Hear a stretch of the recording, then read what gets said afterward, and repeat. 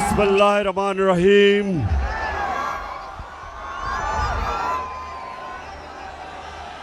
फैसलाबाद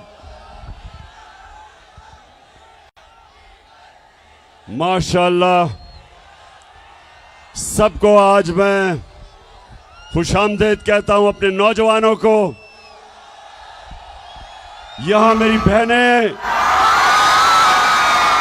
पहली दफा हमारे जलसों में, किसी भी जलसों में पहली दफा इस तादाद में पाकिस्तान की ख्वातीन भी शामिल हैं हमारी तहरीक में। यहां हमारे एमएनएज, एमपीज, वर्कर्स, नौजवान, यूथ, और मैं यहां अपनी मसीह बरादरी को भी खुशामदीद कहता हूं। मेरे पाकिस्तानियों, मैं जब 2018 में इलेक्शन कैंपेन में जब मैं यहां आया फैसलाबाद, तो यहां बेरोजगारी थी, यहां टेक्सटाइल इंडस्ट्री बंद हो रही थी, हाउसिंग सोसाइटीज बनाई जा रही थी, टेक्सटाइल इंडस्ट्रीज बंद करके बेरोजगारी थी। और मैं अल्लाह का शुक्र अदा करता हूं कि हमारे 3.5 साल में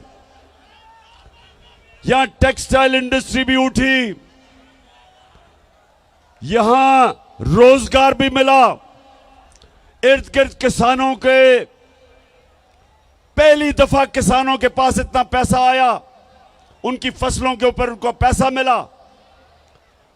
गन्ना जो किसान उगाता था और जो शुगर माफिया उसको पैसे नहीं देता था, हमने उनको पैसा दिलवाया, हमने टाइम पे कीमत दिलवाई। और जब पैसा गया देहात में, किसान ने अपनी जमीनों पे लगाया, और पिछले 2 साल हमारे सबसे ज्यादा 4 बड़ी बड़ी फसलों की पैदावार हुई और कीमत भी मिली। आज जब मैं फैसलाबाद, यहां पहले मैंने जलसा किया 2 महीने पहले, अब मैं फिर यहां हूं आपके पास। कभी भी सियासी जलसे 3-4 साल के बाद एक शहर में होते थे, उससे पहले नहीं होते थे। यह पहली दफा है कि 2 महीने में फिर फैसलाबाद जलसा कर रहा हूं, और माशाअल्लाह इस तादाद में अवाम आई है जलसे पे। लेकिन मुझे अफसोस से कहना पड़ता है कि फैसलाबाद में इंडस्ट्री बंद हो रही है, पावर लूम वाले मेहनत कश वो बंद हो रहे हैं, जो शटल लूम वो भी बंद हो रही हैं, जो एक्सपोर्ट करते हैं। बेरोजगारी बढ़ रही है, और उसके अलावा जो बिजली की कीमतें, पेट्रोल और डीजल की कीमतें,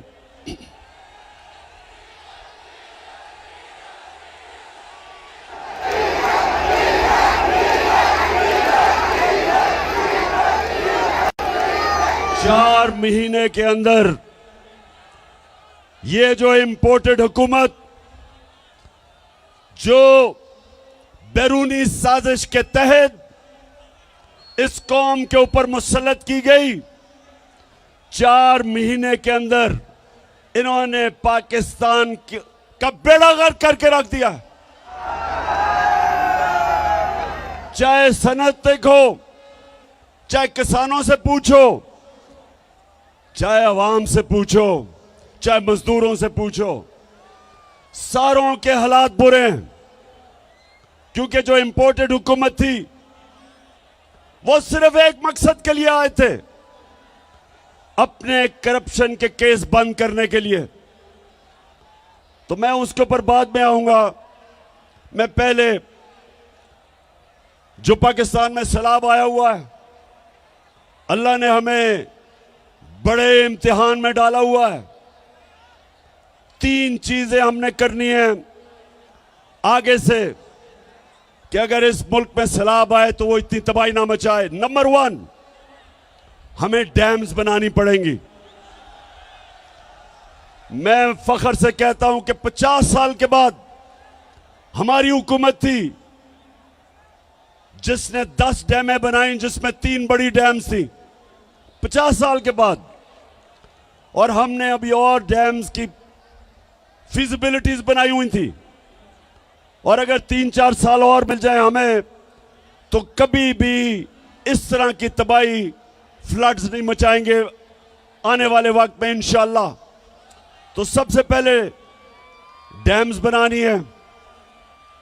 नंबर 2, ये जो मौसम की तब्दीली है, इसके लिए जो हमने 10 अरब दरख्त लगाने का हमारा जो प्रोग्राम है, वो एक ही तरीका है कि हम ये जो क्लाइमेट चेंज है, मौसम की तब्दीली है, ये जो मौसम गर्म हो रहा है, एक ही तरीका है इसकी गर्मी कम करने का कि सारी कौम मिलके आने वाली हमारी नस्लों को बचाने के लिए हम सब मिलकर शजरकारी करें।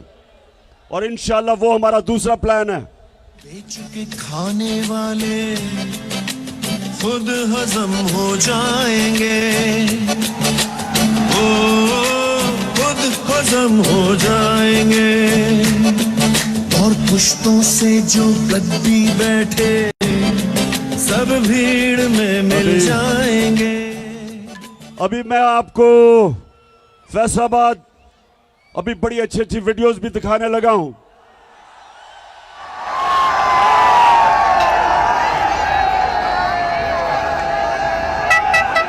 लेकिन उससे पहले मौसम का मैं सिर्फ आपको बता दूं कि हमने मौसम की तब्दीली को भी रोकने के लिए इस कौम ने मिलकर शजरकारी करनी है, हमने डैम्स बनानी है। और तीसरी चीज, जब पानी आता है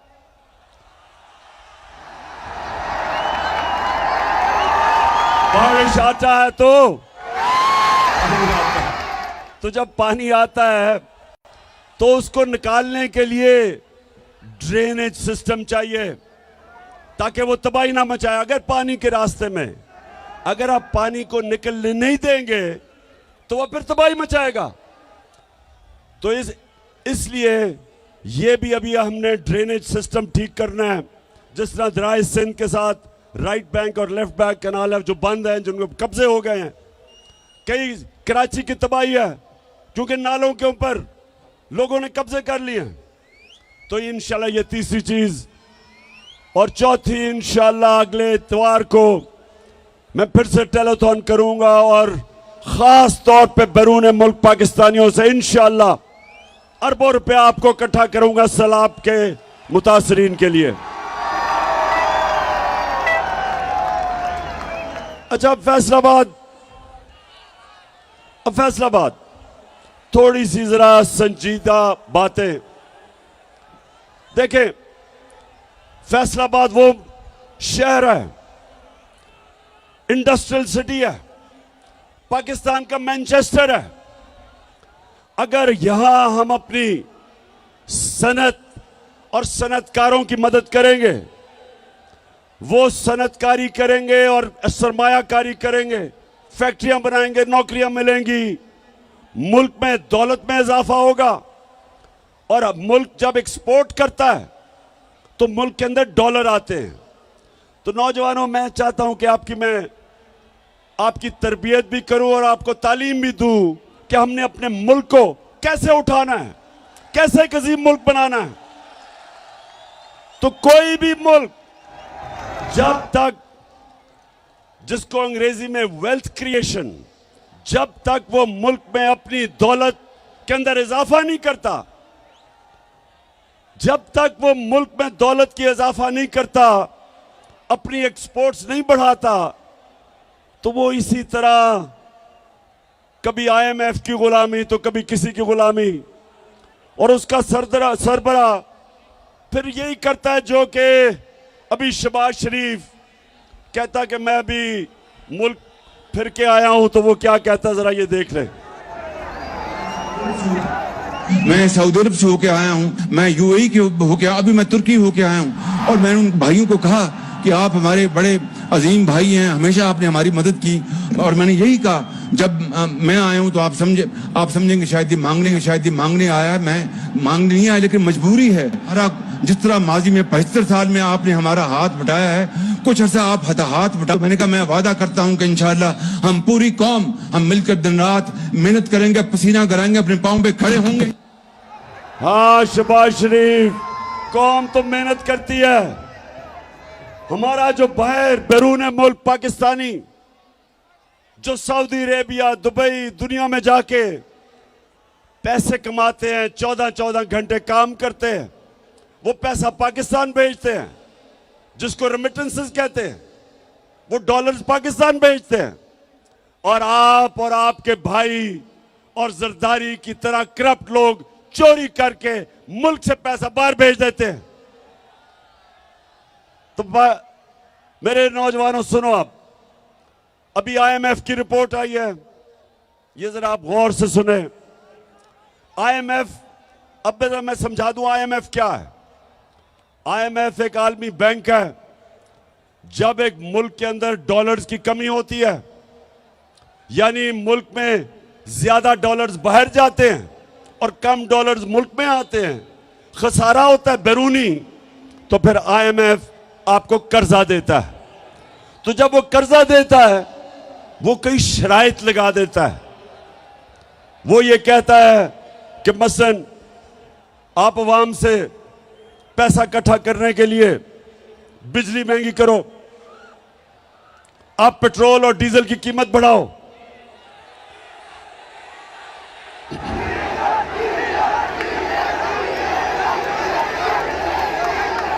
वो जोर लगाता है। वो कहता है कि जब तक खसारा खत्म नहीं होता तो तुम कीमतें बढ़ाओ। हम जब हमारी हुकूमत थी, हम क्या कर रहे थे? हम कहते थे आईएमएफ को कि देखो, हम अपनी दौलत में इजाफा करेंगे, हम अपनी इंडस्ट्री को इंसेंटिव देंगे कि ताकि इंडस्ट्री ज्यादा पैदावार पड़े, ज्यादा इंडस्ट्रीज लगे। हम अपने किसान को उसकी मदद करेंगे ताकि वो ज्यादा पैदावार, उसकी फसलें ज्यादा पैदावार करे। और जब ज्यादा पैदावार होगी, हमारी दौलत में इजाफा होगा, हम आपके कर्जे भी वापस कर देंगे और हम अपनी अवाम के ऊपर बोझ कम करेंगे। क्योंकि जब हमारा टैक्स बढ़ जाएगा, उस टैक्स से हम अवाम को सस्ती बिजली भी देंगे, सस्ता डीजल और पेट्रोल भी देंगे। तो हमने फैसलाबाद, गौर से सुनो, हमने पाकिस्तान की तारीख में सबसे ज्यादा टैक्स का पैसा इकट्ठा किया, क्योंकि हमने दौलत में इजाफा किया, हमें टैक्स ज्यादा मिला, हमने करप्शन कम की और तारीखी टैक्स इकट्ठा किया, जिसकी वजह से जब 4 महीने पहले पेट्रोल एक लीटर 150 रुपए का था, सिर्फ 4 महीने पहले आलमी मंडी में तेल तब $103 का था। और ये जरा सुन ले, नोट करें, ये $103 का आलमी मंडी में तेल था और हम आपको पेट्रोल 150 रुपए लीटर दे रहे थे। आज आलमी मंडी में तेल $96 है, कम हो गया, लेकिन आज आपको 236 रुपए लीटर पेट्रोल पड़ रहा है, क्योंकि हमने अपने पेट्रोल की कीमत नीचे रखी थी। हमने टैक्स से ज्यादा पैसा इकट्ठा करके हमने अवाम पे बोझ नहीं पड़ने दिया। हमने बिजली की कीमत, हमारे दौर में 18 रुपए लीटर, 18 रुपए यूनिट थी, आज 36 रुपए यूनिट है, दुगनी, और टैक्स लगा के तो 50 रुपए यूनिट बन जाती है। हमने लोगों के ऊपर बोझ नहीं पड़ने दिया, हमने अवाम के ऊपर बोझ नहीं पड़ने दिया। 4 महीने के अंदर, और तो छोड़ें डीजल किधर गया, पेट्रोल किधर गया, बिजली किधर गई। आज आटा कराची के अंदर जो हमारे दौर में 20 केजी आटा 850 रुपए पे बिक रहा था, कराची में आज 2000 रुपए पे नहीं मिल रहा। तो ये कौन सी क़यामत आ गई कि 4 महीनों के अंदर महंगाई आसमान पे और माइशत जमीन पे। ये इन्होंने किया है इस इंपोर्टेड हुकूमत ने। और आईएमएफ क्या कह रहा है? आईएमएफ कह रहा है आगे भी हालात बुरे हैं। आईएमएफ ये कह रहा है कि आने वाले दिनों में अभी बिजली और महंगी होगी, करनी पड़ेगी पाकिस्तान को बिजली और महंगी। वो ये कह रहे हैं कि ये हुकूमत कमजोर तरीन हुकूमत है, यहां पॉलिटिकल स्टेबिलिटी नहीं, यहां सियासी इस्तेकाम नहीं। इसका मतलब कि सरमायाकारी नहीं होगी, इसका मतलब दौलत में इजाफा नहीं होगा, इसका मतलब हमारी मैशत सुकड़ती जाएगी, इसका मतलब बेरोजगारी बढ़ेगी, इसका मतलब फैक्ट्रियां बंद होगी, इसका मतलब कीमतें ऊपर जाएंगी, कीमतें ऊपर जाएंगी और बेरोजगारी बढ़ेगी। ये आईएमएफ ने रिपोर्ट दी है। तो मैं आज सवाल पूछता हूं कि सब जिन्होंने साजिश करके इन चोरों को हमारे ऊपर मुसल्लत किया था, आज कौम को जवाब दें कि तुमने किया क्या? गद्दारी की है कौम से।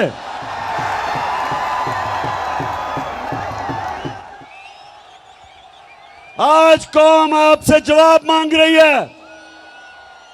सब जो मुलव्विस थे इसमें, इन चोरों को हमारे ऊपर मुसल्लत किया और उन चोरों ने सिर्फ एक काम किया, आते साथ ही 1100 अरब रुपए की अपनी चोरी आते साथ ही इन्होंने माफ करवाई। आते साथ ही असेंबली में इन्होंने बिल पास किया और बिल पास करके 1100 अरब रुपया जो इन्होंने अवाम से चोरी किया था वो इन्होंने माफ करवाया। नौजवानों, फिर से मैं आपको बता दूं, करप्शन और चोरी में क्या फर्क है?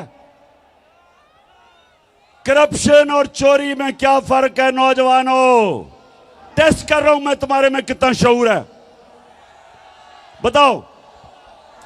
चोरी होती है जो आपकी जेब से मोबाइल फोन चोरी कर ले।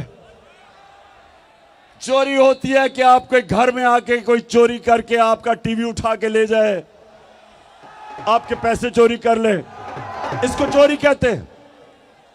करप्शन वो होती है जो मुल्क का पैसा चोरी किया जाता है, जो आप सबका, जो पैसा आपके स्कूलों पे, अस्पतालों पे, सड़कों पे,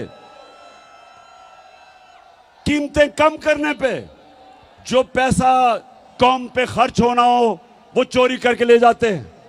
इसको करप्शन कहते हैं। और आईएमएफ ने एक और बात की।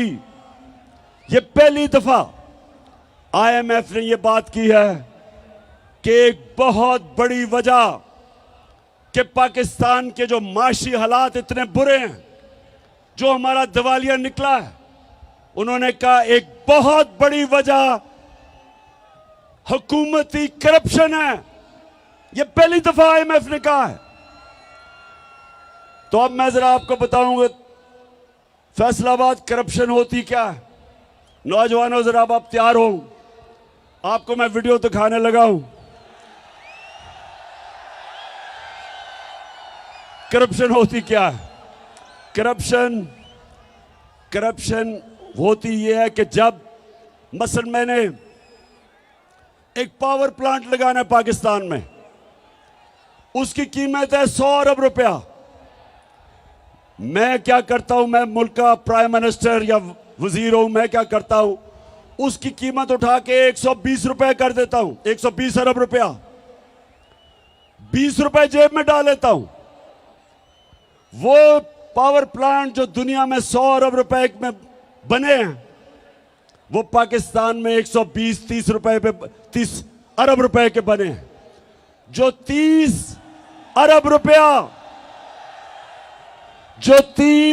रुपया जो ऊपर जो कीमत बढ़ा के करते हैं, वो अवाम को कीमत अदा करनी पड़ती है महंगी बिजली से। और वो क्योंकि 30 अरब रुपया मुल्क में नहीं छुप सकता, क्योंकि वो बैंकों में डालेंगे, लोग पूछेंगे, तो वो मुल्क से बाहर भेजते हैं, वो चोरी करके बाहर भेजते हैं। तो अब मैं आपको बताऊं कि जो हमारे साहिब इख्तियार जो 30 साल से इस मुल्क में चोरी कर रहे हैं, 2 खानदान, शरीफ खानदान और जरदारी खानदान, मैं जरा अब आपको खुद देखेंगे कि ये चोरी करते कैसे हैं और पकड़ी कैसे जाती है। जी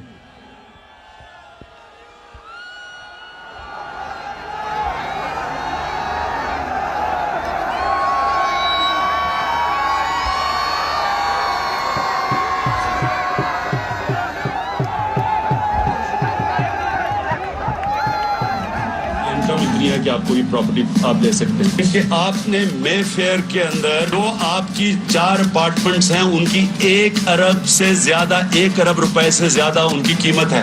अब 4.5 अरब तक पहुंच गई है उनकी कीमत। आपने अपनी जो टैक्स में टोटल आमदनी बताई है 94 में 1.5 लाख रुपए है। मुझे ये बताएं कि आपने अरबों रुपए की मे फेयर में प्रॉपर्टी खरीदी कैसे ना आपकी। अच्छा, ये आज से 10 साल पहले मैंने इनसे सवाल पूछा शरीफों से कि ये आपके पास लंदन में महंगी तरीन जगह, लंदन यूरोप की सबसे महंगी तरीन शहर है, उस शहर की सबसे महंगी तरीन जगह मेफेयर में मैं इनसे पूछता हूं तुमने किधर से ये पैसा आया? तो ये जरा अब मरियम बीबी का सुने। कि आप लोगों को बेवकूफ नहीं बना सकते। मेरी सेंट्रल लंदन में प्रॉपर्टीज तो दूर की बात है, मेरी पाकिस्तान में भी कोई प्रॉपर्टी नहीं है। मैं अपने वालिद के साथ है और मुझे समझ नहीं आई कि मेरी और मेरी वालदा की और बहन भाइयों की प्रॉपर्टीज ये कहाँ से निकाल के ले आए हैं। मेरे नाम पाकिस्तान में कोई प्रॉपर्टी नहीं है, ये तो इलीगल की बात है। सुन लिया, सुन लिया। ये मरियम को नहीं पता था कि एक हदीस है कि शैतान आपके गुनाह दुनिया में नशर कर देता है, कि आप जितना मर्जी गुनाह छुपाना चाहें शैतान दुनिया में नशर कर देता है। तो उनको नहीं पता था आज से 9 साल पहले कि एक इंटरनेशनल इंकशाफ हो जाएगा जिधर उनकी मेफेयर की अरबों रुपए की प्रॉपर्टी के ऊपर भी इंकशाफ होगा कि ये इनकी है। ये कहती है ना मेरी नहीं है। अब ये सुने,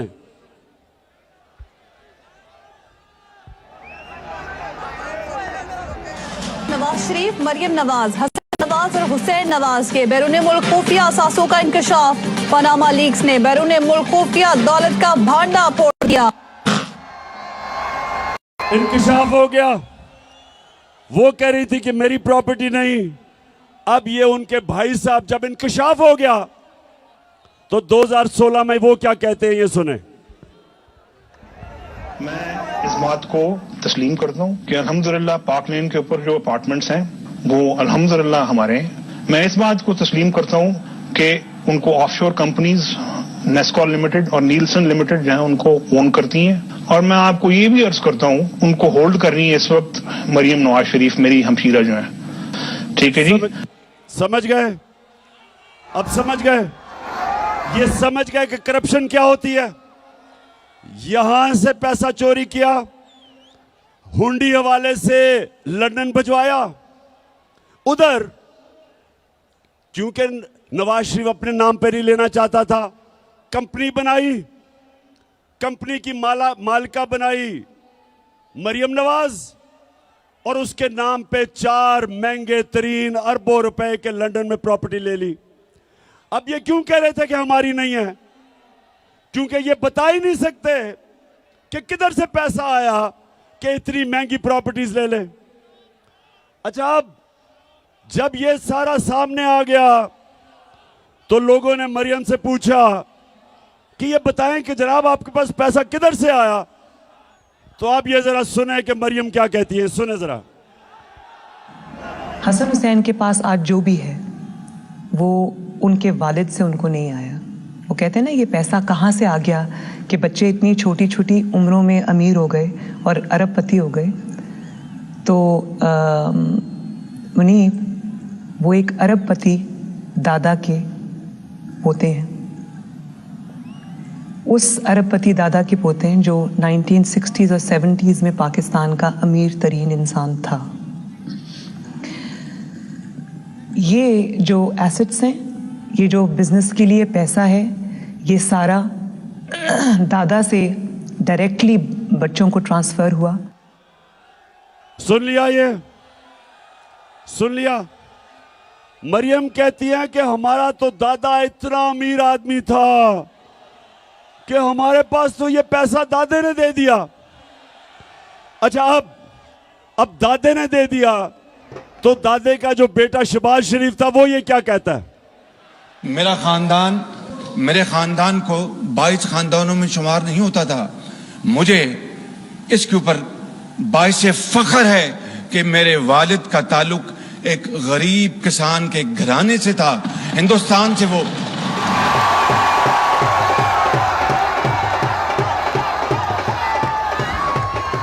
वैसे मैं मरियम को दाद दूंगा, मैं आज उसे अप्रिशिएट करना चाहता हूं। सुने सुने क्यों कि इतना बड़ा झूठ बोलते हुए एक भी मुंह से लाइन इधर उधर नहीं हुई।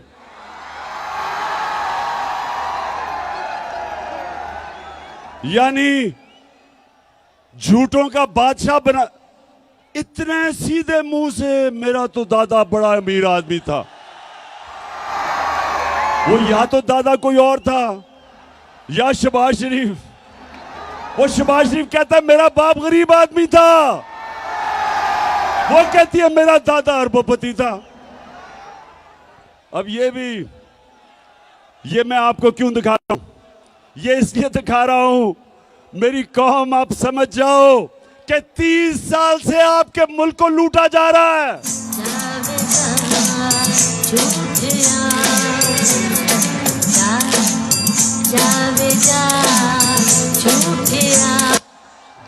फ्रॉडिया। अच्छा, अब दूसरी तरफ आ जाओ। आसिफ जरदारी। अब आसिफ जरदारी मुल्क की सबसे बड़ी बीमारी हम सब जानते हैं। अब ये सुने, इसने $60 मिलियन जो होता है 13 अरब रुपया इसने स्विट्जरलैंड में रखा हुआ था। मुशर्रफ की हुकूमत ने जब पता चला तो मुशर्रफ की हुकूमत ने कानूनी कार्रवाई की और वो जो पैसा था वो कानूनी कार्रवाई के बाद वो पाकिस्तान को आना था। लेकिन जनरल मुशर्रफ ने इस मुल्क के ऊपर इतना बड़ा जुल्म किया कि इनको दोनों को एनआरओ दे दिया और माफ कर दिया, जबकि जनरल मुशर्रफ का पैसा ही नहीं था माफ करने के लिए। मेरी तरह के लोगों ने शोर मचाया कि कैसे आप माफ कर सकते हैं, पैसा तो कौम का था। तो 13 अरब रुपया इनका माफ हुआ। अब ये जरदारी डर गया, इसने एम्बेसडर को भिजवाया, बर्तानिया से एम्बेसडर को स्विट्जरलैंड भिजवाया, ये तब प्रेसिडेंट था, और इसने वो सारे सबूत खत्म किए। जरा ये देखें, ये स्विट्जरलैंड में ये इंतहाई खुफिया और पुरस्कार ड्रामा जेनेवा में उस वक्त मंजर-ए-आम पर आया जब पीर को सुबह 9 बजे वाजिद शमसुल हसन और नैब के सीनियर एहलकार दानिश्वर मलिक जेनेवा में पाकिस्तानी हाई कमीशन की सिफारती कार में प्रोसिक्यूटर जनरल के दफ्तर पहुंचे। जराये के मुताबिक प्रोसिक्यूटर जनरल कई घंटों तक पाकिस्तानी हाई कमिश्नर और नैब के एहलकार को ये दस्तावेजात देने से मना करते रहे, क्योंकि इन दस्तावेजात को पाकिस्तानी सिफारत खाने की जानिब से कोई बाज़ाब्ता तौर पर वसूल नहीं कर रहा था। एनआरओ के बाद ये केस बंद कर दिए गए थे, मगर अब एनआरओ के खात्मे के बाद इस बात के मजबूत शवाहिद थे कि स्विस केस दोबारा खुल सकते हैं और ये शवाहिद पाकिस्तान की आला शख्सियत के खिलाफ इस्तेमाल हो सकते हैं। इत्तलाआत के मुताबिक जेनेवा में हुकूमत पाकिस्तान के साबिक वकील जैक पी से मुकदमात के असल सबूत वापस मांगे गए। जिस पर वकील ने ये कहकर सबूत वापस करने से इनकार कर दिया कि पाकिस्तान की एक आला शख्सियत इन मुकदमात में मुल्जिम है। तो ये जब ये एनआरओ मिला बरतानिया से, जरदारी ने एम्बेसडर को भेजा, तब ये सदर था, वो जिनीवा गया, उसने सारे सबूत जो आप देख रहे थे, सारे सबूत उठा के और 13 अरब रुपया जो कौम का चोरी हुआ था वो सारे सबूत खत्म कर दिए। तो ये जो दो घर हैं, ये जो 30 साल से लूट रहे हैं, इनको दोनों को मुल्क पर मुसल्लत किया गया। और ये जो दो घर हैं, ये पाकिस्तानियों गौर से सुन लें, ये 20 साल एक दूसरे को चोर कहते रहे। 20 साल जरदारी कहता था नवाज शरीफ चोर है और नवाज शरीफ कहता था जरदारी करप्ट है। 20 साल। और जब तहरीक इंसाफ की सुनामी आई, दोनों इकट्ठे हो गए, दोनों चोर मिल गए। और अब इनको हमारे ऊपर मुसल्लत किया गया। 4 महीने में सारी कौम देखो कि उन्होंने किया क्या हमारे साथ। और मैं अब आपसे जो सबसे संजीदा बात करना चाहता हूं वो ये,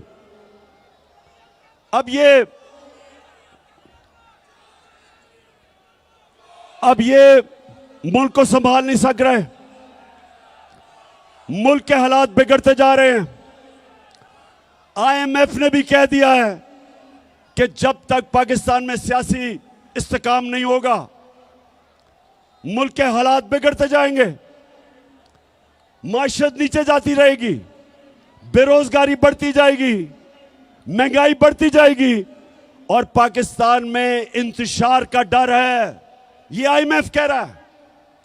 तो सवाल ये होता है कि ये दोनों क्यों इलेक्शंस करवाने से डरते हैं? क्योंकि सिर्फ इलेक्शन की वजह से मुल्क में इस्तेकाम आएगा सियासी। तो ये क्यों डरते हैं इलेक्शन से? ये डरते आपकी वजह से हैं। इनको पता है कि जब इलेक्शन हुआ इनका नाम और निशान मिट जाएगा। और इसलिए एक ये वजह है। और दूसरी बड़ी इंपॉर्टेंट वजह है, पाकिस्तानियों सुनो, दूसरी वजह यह है कि नवंबर में नया आर्मी चीफ आने वाला है। और ये दोनों जरदारी और नवाज शरीफ, इनकी पूरी कोशिश है कि ऐसा आर्मी चीफ आए जो ये अपना कोई फेवरेट लेके आए। ये अपना आर्मी चीफ लाना चाहते हैं क्योंकि पैसा इन्होंने चोरी किया हुआ है। ये डरते हैं कि यहां कोई तकड़ा आर्मी चीफ आ गया, एक मुहिब्बे वतन आर्मी चीफ आ गया तो वो पूछेगा इनसे। तो इस डर से ये बैठे हुए हैं कि ये दोनों मिलकर अपना आर्मी चीफ अपॉइंट करेंगे। अब मैं सारे पाकिस्तानियों से पूछता हूं, फैसलाबाद, गौर से मेरी आप बात सुनो। ये दो जब इनको मुश्किल पड़ती है मुल्क से बाहर भाग जाते हैं। अरबों रुपया इनका मुल्क से बाहर।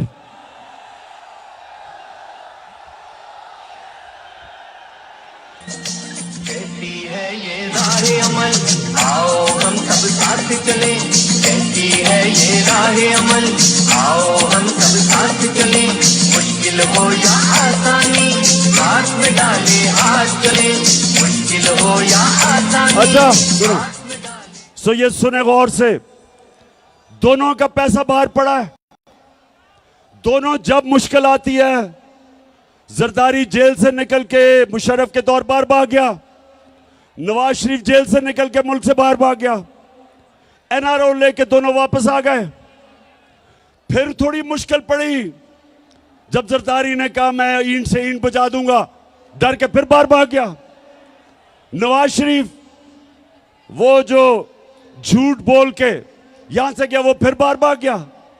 बच्चे इनके बाहर, इसके नवाज शरीफ के 2 बेटे कहते हैं कि हम पाकिस्तान के शहरी नहीं, वो बाहर बैठे हैं। जरदारी वो आदमी है जिसने मेमो गेट के अंदर अमेरिकनों को कहा था, हुसैन हुक्कानी को उसने भेजा, एडमिरल मलन को, कि मुझे पाकिस्तानी फौज से प्रोटेक्शन चाहिए। ये सुने जरा, उधर नवाज शरीफ डॉन लीग्स में हिंदुस्तान को कहता है कि हम गवर्नमेंट तो चाहती है लेकिन फौज दहशतगर्दी नहीं रोक रही। ये डॉन लीग्स में कहता है। बरकत दत्त को मिलता है, बरकत दत्त लिखती है सार्क कॉन्फ्रेंस काठमांडू में, ये छुप के नरेंद्र मोदी से मिलता है अपनी फौज से डर के। अब ये दो लोग, पैसा इनका बाहर पड़ा, जो वहां की ताकतें जो इनको लेके आई, जिधर इनका पैसा पड़ा, ये उनके गुलाम हैं। तो मेरा सवाल यह है कि क्या आर्मी चीफ उनसे एनओसी लेके बनाएंगे? ये मैं सारी कौम के सामने समझता हूं कि ये सिक्योरिटी रिस्क है। ये दो वो लोग हैं जो मुल्क के गद्दार हैं। पैसा बाहर, इंटरेस्ट बाहर, करप्ट। ये माजी में डॉन लीग्स और मेमोगेट, किसी सूरत इस मुल्क की तकदीर इनके हाथ में नहीं होनी चाहिए। इस मुल्क का आर्मी चीफ मेरिट के ऊपर होना चाहिए। जो सबसे मेरिट पे है उसको आर्मी चीफ बनना चाहिए। किसी की पसंदीदा आर्मी चीफ नहीं होना चाहिए, किसी का फेवरेट नहीं होना चाहिए। तो फैसलाबाद, अब मुझे पता है हिंदुस्तान का मैच शुरू होने लगा और पाकिस्तान का।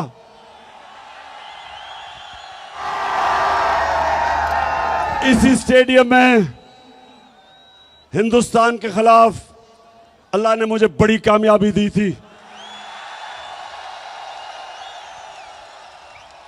आज भी हम सोचते हैं कि हमारी इंशाल्लाह टीम अच्छी करेगी। तो मैं फैसलाबाद आपसे आखिर में, देखें जिधर हमारा मुल्क खड़ा है, मैं नौजवानों को खास तौर पे आज कहना चाहता हूं, मेरे नौजवानों, आपने तैयार होना है मेरी कॉल के लिए। इस मुल्क की हकीकी आजादी के लिए आपने मेरे साथ खड़ा होना है। आप सब मुझे बताएं कि क्या जब मैं आपको कॉल दूंगा आप मेरे साथ निकलेंगे? माशाल्लाह और इंशाल्लाह। और मैं अपनी बहनों को भी खास तौर पे, क्योंकि हमारी ख्वातीन भी घरों में इनकलाब आ रहा है। दो तरह के इनकलाब होते हैं फैसलाबाद। एक इनकलाब होता है खूनी इनकलाब, जब ऊपर वो कब्जा कर लेती है एक ऐसी एलीट, एक ऐसा साहिब इख्तिदार जो मुल्क का खून चूसते हैं। तो या उनको एक खूनी इनकलाब जो आयतुल्लाह ख़ुमैनी लेके आया था ईरान में, या वो खूनी इनकलाब से जाते हैं और या सारी कौम मिलके इलेक्शन के जरिए इनको खत्म करती है। तो हमने इंशाल्लाह, हमने जिसको सॉफ्ट रेवोल्यूशन कहते हैं, हमने सब ने मिलके इस मुल्क में ये जो कब्जा ग्रुप है इसको हटाना है। और आप सब ने मेरे साथ मिलना है। मैं हूं आपका कप्तान, आप है मेरी टीम।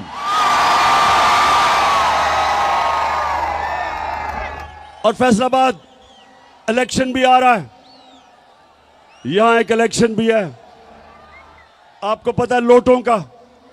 फैसलाबाद में भी एक दो लोटे निकले हैं।